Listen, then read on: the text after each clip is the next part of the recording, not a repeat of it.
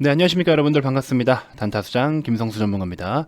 자, 주말이다 보니까 우리가 뭐 이런저런 이제 주가는 어쨌든 금요일 기준으로 종가 딱 찍어 놓고 우리는 이제 조금 주가의 변동에 대한 고민보다도 뭐 여러 가지 뭐 철학에 대한 부분이라든지 또 시장 분위기 돌아가는 거라든지 여러 가지 우리가 단순하게 가격에 초점을 두지 않고 이제는 조금 시야를 돌려서 편안한 마음으로 여러 가지 뭐 이벤트가 됐든 모멘텀이 됐든 하나씩 좀 체크를 해보는 시간들을 갖게 됩니다.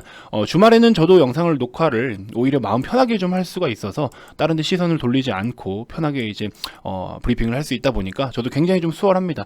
앞으로 영상을 뭐 길게 하거나 혹은 뭐 인트로를 꼭 녹화를 하거나 약간 이런 틀에 박힌 방식은 하지 않을 거예요. 하다못해 3분, 5분이 되더라도 물론 제가 말이 굉장히 많아서 5분 안에 끝날 일은 절대 없겠지만 이제 여러분들께 딱 전달할 내용들만 간단하게 전달하고 종료하는 식으로 할 겁니다. 그래서 여러분들이 편하게 영상을 시청하실 수 있으니까 앞으로도 꾸준한 시청 부탁드리고요. 자, 구독 아직 안 누르신 분들 구독, 좋아요, 알림 설정 지금 한 번씩 꼭 부탁드리겠습니다. 자, 최근에 어쨌든 우리 목요일장이었을 거예요. 목요일날 갑작스럽게 끝나기 직전에, 그쵸?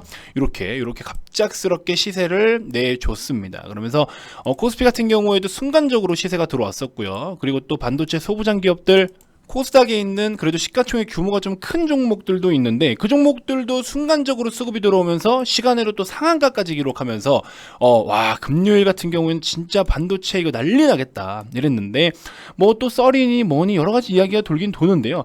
근데 그런 걸 떠나서 자, 제가 기사를 하나 좀 보여드릴게요. 자, 이걸 보면은 우리가 조금 대부분의 것들이 좀 정리가 되어 있는 것 같아요. 굉장히 지금 여기에 정리가 잘 돼 있어서 이걸 좀 기준으로 여러분들께 좀 브리핑을 좀 드려볼까 합니다. 자, 삼성전자가 인텔과 반도체 위탁 생산 계약을 체결한 가운데 파운드리 시장 1위 도약을 위한 대규모 투자에 나설지 기대를 모은다. 지금 최근에 계속해서 반도체 품귀 현상이 보이고 있어요. 물론 지금 품귀 현상은 좀 자동차 쪽, 그쵸? 차량용 반도체 쪽으로 우선적으로 계속해서 품귀 현상이 좀 일어나고 있는데 자, 아무튼 여기 인텔에 대한 이야기를 먼저 좀 살펴보면요. 자, 22일 반도체 업계에 따르면 삼성전자는 최근 인텔과 PC 메인보드용 칩셋 및 5G 기지국용 칩셋 등에 대한 위탁 생산 계약을 체결한 데 이어 국내외 파운드리 생산 시설에 대규모 투자 규모를 확대하는 방안을 검토 중이다 라는 이야기가 나왔습니다. 자, 고가 칩셋에 대한 것은 아니지만 이제 글로벌 파운드리 시장 캐파가 생산 능력이 좀 부족하다. 그래서 이제 그런 상황들을 고려하면은 다양한 품목으로 협력 범위를 확대할 수 있는 기반을 마련했다고도 볼 수 있다. 삼성전자 역시 현재 캐파가 부족한 상황으로 이제 생산할 수 있는 능력이 부족해요. 거의 지금 풀로 돌아가고 있다라고 보면 되는 건데, 그럼 이제 여기서 우리가 긍정적으로 볼 수 있는 건 결국에는 뭐예요? 실적적인 부분, 그렇죠? 실적적인 부분, 물론 고가의 제품이 아니기 때문에 단가가 매출이 어떤 식으로 반영이 될지는 좀 지켜봐야 되겠지만 파운드리 쪽에서의 어쨌든 뭐 그래도 수주가 깔려 있다라는 거는 수요가 그만큼 많다라는 거는 오히려 긍정적인 내용일 수 있는데, 근데 이제 이게 전 세계 글로벌 파운드리에서 우리 업체 이쪽에 1위가 어디예요? 이쪽 1위가 TSMC죠. 2위가 삼성전자입니다. 그래서 인텔에서 지금 취급하고 있는 7나노 공정, 7나노미터와 그 다음에 5나노미터 칩셋을 위탁 생산할 수 있는 데는 전 세계에서 TSMC와 삼성전자밖에 없습니다. 그래서 이 전체 파운드리 생산에서 7나노미터와 5나노미터의 비중은 더 빠르게 늘어날 것으로 보인다. 삼성전자 입장에서는 TSMC와 격차를 좁히기 위해서 4나노미터와 3나노미터 생산에 대해 미리 대비가 필요한 만큼 오스틴을 포함한 국내외 생산 시설에 대한 투자에 나설 수밖에 없다. 이미 미국에서 또 엄청난 대규모 부지를 좀 매입을 했었죠. 그래서 거기에 어떤 식으로 거기를 이제 어떤 라인을 깔아 놓을 것이냐, 어떤 제품에 대한 어떤 사업 부분에 대한 라인을 구축할 것이냐, 이거에 대한 이야기가 계속 돌았었죠. 근데 이게 사실 우리나라에서도 뭐 삼성전자도 대규모 투자를 하지만 TSMC도 이미 캐파 부족이기 때문에 TSMC 또한 뭐 30조 원 이상의 투자를 한다라고 해요. 그래서 국내도 마찬가지고 TSMC도 마찬가지고 계속해서 어쨌든 전체적인 파이는 좀 커져가는 상황이에요. 근데 인텔 쪽에서 우리나라만 삼성전자에만 단독적으로 지금 수주를 요청을 하는 게 아니고요. TSMC와 삼성전자를 같이 나눠서 지금 수주를 주고 있어요. 이거는 이제 인텔 쪽에서는 어떤 좀 장점이 있냐면요. 가격 경쟁을 불러일으킵니다. 자, 인텔이 삼성전자와 TSMC로 각각 수주를 줘요. 그러면 이제 수주 요청을 하면은 사실 이게 굉장히 신경전이긴 해요. 어차피 이쪽으로 가더라도 생산 못해요. 왜? 둘 다 지금 풀로 생산을 하고 있거든요. 둘 다 풀로 생산을 하고 있는데 얘네는 기본적으로 필요한 부분들이 있어. 그래서 여기도 주고 여기도 준 건데 야 삼성전자는 이 정도 가격이라는데 니네는 왜 이 정도 가격이냐? 반대로 야 TSMC 이 정도 가격인데 니네 왜 이런 가격이냐? 이런 식으로 어떤 영업적인 측면으로 가격 경쟁을 좀 일으킬 수 있어요. 근데 가격 경쟁을 일으켜도 막말로 이게 또 물론 삼성전자가 뭐 극단적으로 해서 그럼 하지마 이렇게 할 수도 있겠지만 사실 뭐 그럴 일은 거의 없겠지만 지금 어차피 지금 서로가 그냥 윈윈 해야 되는 상황이에요. 인텔은 생산을 안 할 수가 없어요. 각자 TSMC와 삼성전자에 맡겨서 생산을 해줘야 되는 상황인 거고, 반대로 이 두 기업도 캐파가 부족하지만 오더를 추가적으로 더 받을 수는 없지만 생산하는 선에서는 최대한 생산을 하는데 반대로 또 똑같은 거를 상대 쪽에서도 하고 있기 때문에 오히려 가격에 있어서 크게 또 후려치지 못하는 상황인 거죠. 그래서 그냥 제가 봤을 때는 그냥 무난한 어떤 이슈다 이렇게 좀 생각이 들어요. 그래서 일단은 생산할 수 있는 어떤 캐파가 정해져 있는 상황에서 그걸 맥스로 일단은 유지를 하고 있다라는 점, 그 단순하게 TSMC와의 격차를 줄인다는 거에 우리가 초점을 두고는 있었지만 결과적으로 TSMC도 삼성전자와 마찬가지로 파운드리에서 계속된 투자가 이루어지고 생산 시설이 증대가 되고 있고 그러면서 캐파는 또 계속 늘어나면서 또 수주도 같이 늘어나니까 이런 부분들을 사실 다른 기술력과 경쟁력으로 지금 삼성전자는 준비를 해야 된다라는 거예요. 그래서 TSMC도 뭐 다른 어떤 투자가 더 이루어질지는 모르겠지만 결과적으로 삼성전자도 여기 보시는 것처럼 4나노미터와 3나노미터 생산에 대한 대비가 미리 필요하다. 이쪽 기술력으로 들어가는 거는 굉장히 고기술이에요. 인텔도 점점 이걸 축소시키다가 결국에 포기하고 그냥 이제 아예 다 수주를 맡기는 식으로 바꾼 거잖아요, 전략을. 그러면서 삼성전자가 한번 급등을 보였었잖아요. 결국에 인텔이 직접적인 생산을 포기하면은 이게 파운드리 쪽으로 수주가 넘어온다. 그럼 우리는 파운드리에 이제 매출이 좀 증가할 수 있다 하면서 삼성전자가 한번 강세를 보여줬던 적이 있습니다. 얼마 안 됐어요. 그런 거나 마찬가지라는 거죠, 지금. 앞으로는 이런 기술력들을 우리 삼성전자가 조금 더 이제 점차적으로 기술을 좀 더 이제 뭐라고 해야 될까요? 기술력으로 밀고 나가야 되는 거죠, 사실. 그래서 TSMC와의 진짜 격차를 좁히려면 물론 이 생산 시설에 대한 어떤 뭐 부지가 됐든 뭐가 됐든 생산 라인을 더 확보를 해야 되는 것도 맞지만 기술력으로 아마 좀 치고 올라가면 충분히 우리가 한번 또 당장의 TSMC를 제끼진 못하더라도 어느 정도 격차를 좀 대폭 줄일 수는 있지 않을까. 그래서 적극적인 투자가 좀 이루어졌으면 좋겠다라는 생각이 들고요. 자, 추가적으로 차량용 반도체, 우리 이제 차량용 반도체도 지금 보시면 자, 2025년 차량용 반도체 시장 규모가 77조 원까지 올라설 것으로 예상이 된다라고 합니다. 자, 보시면 글로벌 자동차 회사들이 여기 이거 먼저 볼까요?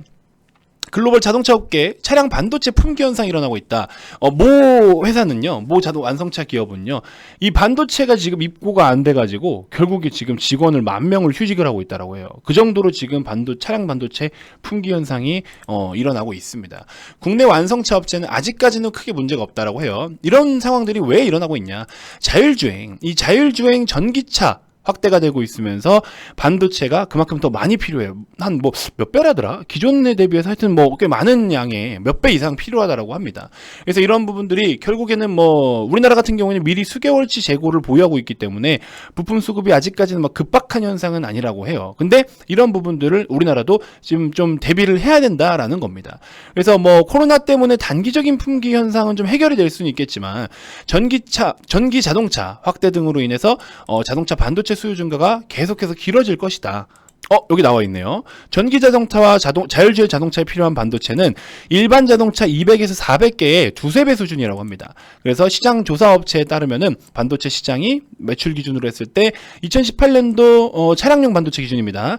323억 달러에서 2025년에 약 77조 원인 655억 달러까지 급성장할 것으로 보여지고 있다. 그래서 뭐 이런 내용들이 있는데 어쨌든 우리가 점차적으로 내연기관 차량들이 지금 퇴출이 되어야 되는 거잖아요. 모 국가에서는 아예 더 이상 생산도 이제는 뭐 하지 말라, 언제부터 그런 이야기 계속 나오고 있는데 어쨌든 전체적으로 우리가 앞으로 또 AI가 됐든지 뭐 5G를 기반으로 해서 우리 또 다양한 산업의 변화가 좀 일어나고 있는 지금 시점이잖아요. 지금도 그렇게 시대가 변화하고 있잖아요.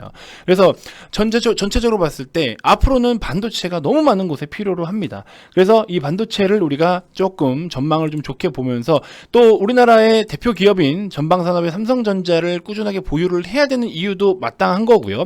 추가적으로 여러분들이 하다못해 96,800원 꼭대기 매수를 했다라 있다라고 하더라도 당장 내 계좌에 파란불이 찍혀 있다라고 하더라도 지금은 그게 중요한 게 아니에요. 그게 중요한 게 아닙니다. 삼성전자가 이 고점 96,800원이 뭐 역대급 고점입니까?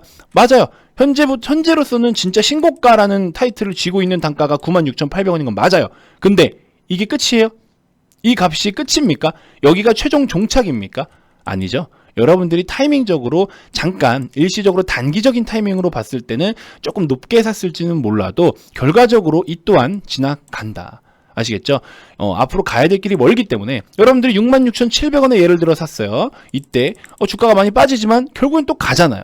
그걸 간다고. 그래서 앞으로 추가적인 조정이 더 있을 수는 있지만 결과적으로 삼성전자의 전망이나 이 기업이 지금 걸어가야 될 그런 길들을 보면요. 지금 단가도 나중에 보면 충분히 저렴할 수 있다. 단 여러분들이 어려워하는 거는 기다리는 거. 그 하락, 내 손실을 보면서 기다리는 게 힘든 거지 이 주식이 일하는 게 지금 힘든 게 아니에요. 이 기업이 지금 경영이 힘들거나 이런 게 문제가 없는 겁니다. 지금은 당장은. 물론 전망 대비해서 물론 지금 이재용 부회장 때문에 또 옥중 경영이 이어질지 이런 건 모르겠지만 여러분들 그 데이터 보셨나요? 이재용 부회장 재판 이후에 삼성전자 주가 추이 보셨나요?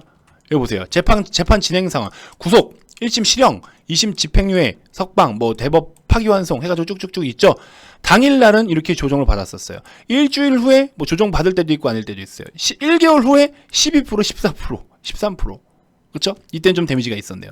근데 이때는 또 시장의 영향을 좀 봐야겠죠. 대부분 그래도 4분의 3은 오히려 10% 이상의 상승을 보여줬습니다. 뭐 이게 절대값이다 이건 아니지만 이때 당시에도 과거에도 진짜 옥중 경영을 했었잖아요.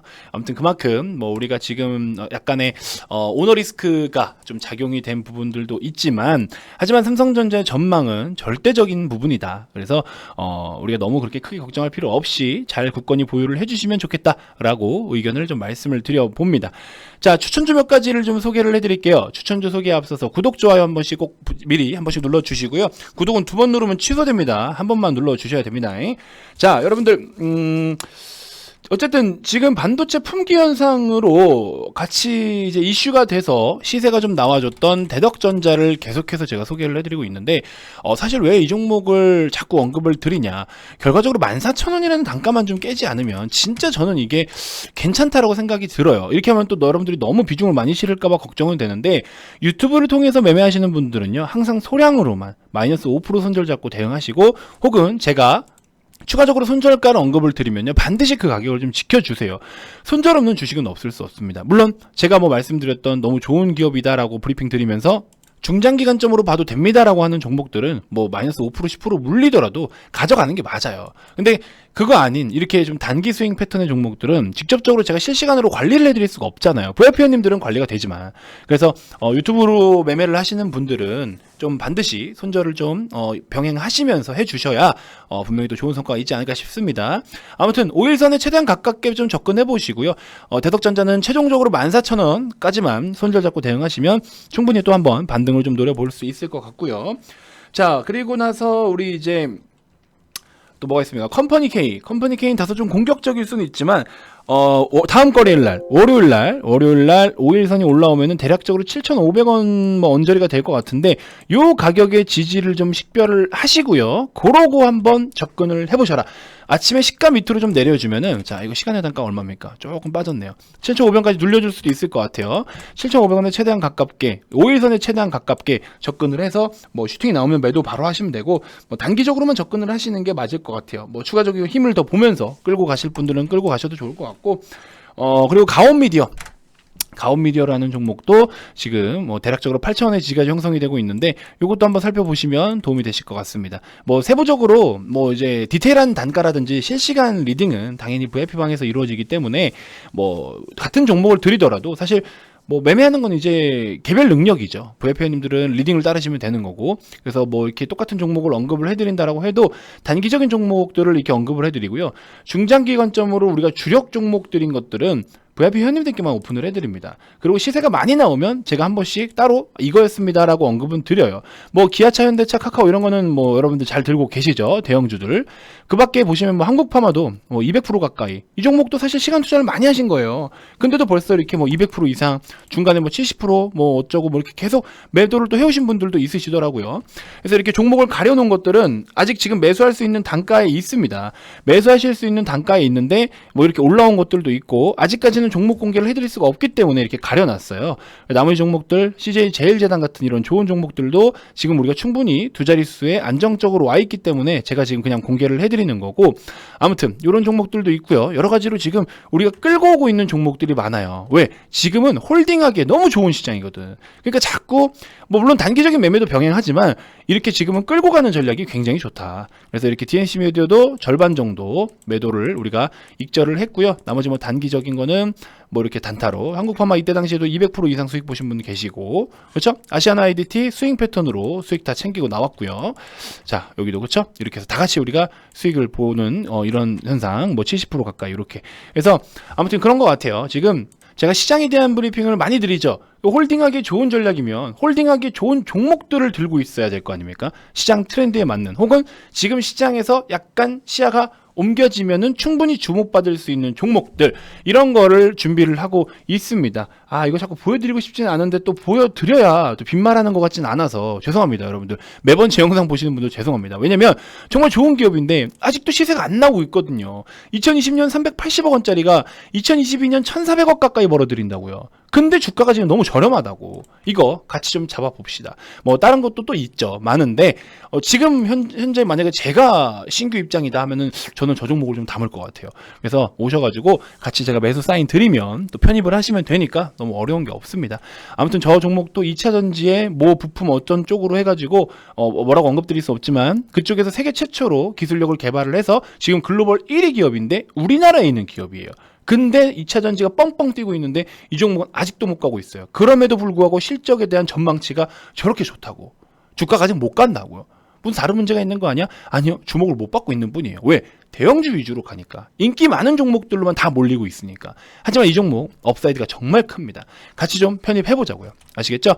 자, 여러분들 주말에도 연락 주셔도 돼요. 여러 가지 교육 자료들도 제가 다 제공을 해드릴 거고, 자, 추가적으로 여러분들 이제 주주톡 채널에서 제가 이렇게 단타수장 아카데미라고 해가지고 단타 매매에 대해서만 이렇게 앞으로 언급을 좀 해드릴 거예요. 재생 목록 들어오시면 아카데미 해가지고 여기서 영상들을 앞으로 쭉 시청을 하실 수 있으니까 이것도 올려드리는 대로 순차적으로 한 번씩 좀 모니터를 해보시죠. 그러면 여러분들 또 단기 매매하거나 또 단타가 아니더라도 아, 시장을 바라볼 때 이런 식으로 매매를 하면서 바라볼 수 있겠구나. 여러 가지를 또 배우실 수가 있을 거예요. 그래서 그런 거에 대해서 약간 실전적인 부분을 좀 곁들여서 언급을 좀 드릴 테니까 저것도 꾸준하게 시청해 주시면 대단히 고맙겠습니다. 자, 아무튼 가입 문의 많이 주시고요. 정해진 가격은 딱 정해져 있어요. 이거 외에 숨겨놓은 게 없고 여러분들에게 뭐 말장난을 하거나 영업적인 측면으로만 그렇게 좀 뭐 연락을 드려서 하지 않습니다. 편하게 여러분들 원하시는 기간을 설정을 해서 정하셔서 상담을 받으시면 되는 거고요. 어쨌든 가입 관련돼서 추가적으로 더 궁금한 게 있거나 가입 의사가 있으신 분들은 아래 2번으로 성함만 문자로 발송을 해주시면 되고요. 자, 기타 그 밖에 유튜브로도 충분히 도움이 됐다 하시는 분들 영상 종료 전에 구독, 좋아요, 알림 설정 꼭 한 번씩 부탁드리고요. 자, 다음 영상에서도 제가 또 더 좋은 정보들로 여러분들께 인사드리도록 하겠습니다. 자, 지금까지 단타수장 김성수 전문가였습니다. 고맙습니다.